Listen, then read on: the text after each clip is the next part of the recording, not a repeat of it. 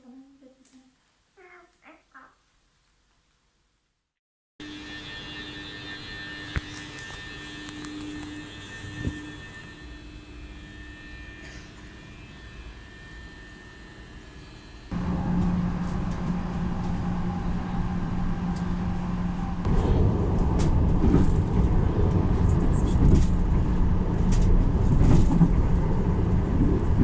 train TER en provenance du Saint-Gilles-Croix.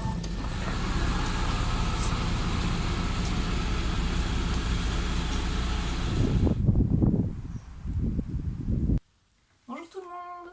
Alors, comme promis, voici la petite session de questions-réponses sur le thème reprendre ses études à l'âge adulte.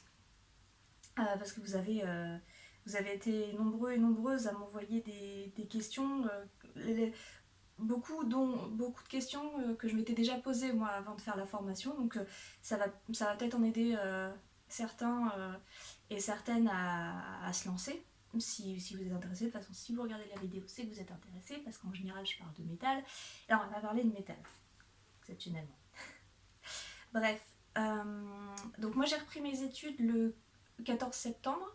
Je fais une formation de développeuse web et web mobile à l'ENI, donc école d'informatique, sur le campus de Nantes. Il y a des campus à Paris, dans d'autres villes, Rennes, je crois, bref. Et ça faisait 13 ans que je travaillais en fait, donc voilà, c'est un sacré changement. Passons aux questions. Est-ce qu'il y a un âge limite pour l'école que je fais ?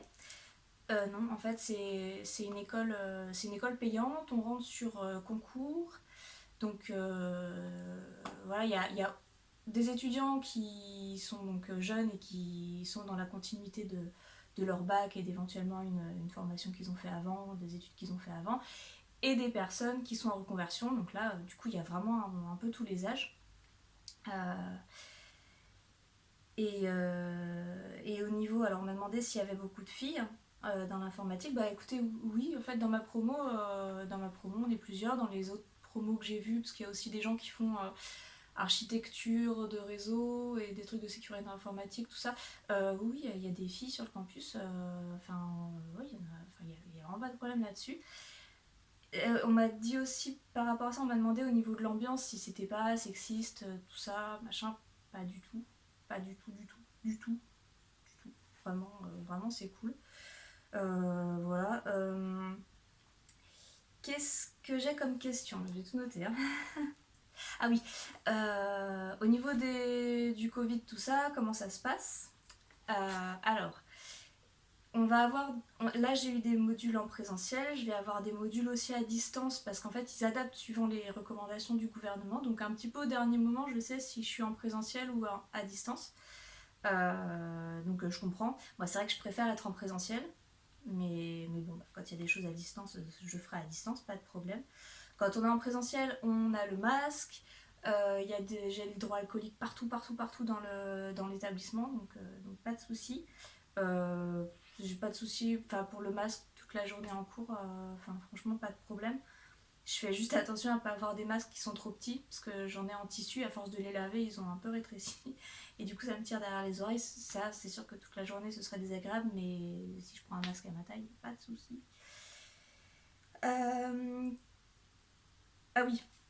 Est-ce que c'est plus fatigant de reprendre ses études à l'âge adulte que quand on a 20 ans ? Alors, pour ma part, oui. Pour ma part, oui, je trouve que oui. Mais c'est pas seulement une question d'âge, en fait. Là, dans mon cas, c'est que les études que j'ai faites, j'étais en école de commerce et je faisais surtout du marketing digital. C'est quelque chose qui me parlait beaucoup. Pour moi, c'était du bon sens, ça tombait sous le sens, donc j'avais pas de difficulté du tout là-dessus, c'était super facile pour moi. Du coup, ouais, il y avait beaucoup de travail et tout ça, beaucoup de stages, tout ça, mais ça allait. Là, c'est autre chose, c'est vraiment autre chose, c'est des algorithmes, il y a des mathématiques dans certains TP en plus. Donc c'est pas du tout la même approche que pour le marketing. Donc pour moi, c'est beaucoup plus dur. Je dois réfléchir comme j'ai jamais réfléchi de ma vie. donc ça m'épuise.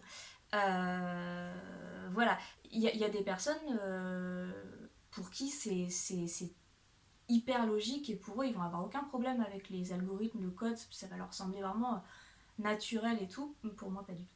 Donc oui, là c'est vraiment super fatigant, mais c'est encourageant parce que j'y arrive. Je me donne vraiment beaucoup de mal, je m'accroche mais j'y arrive.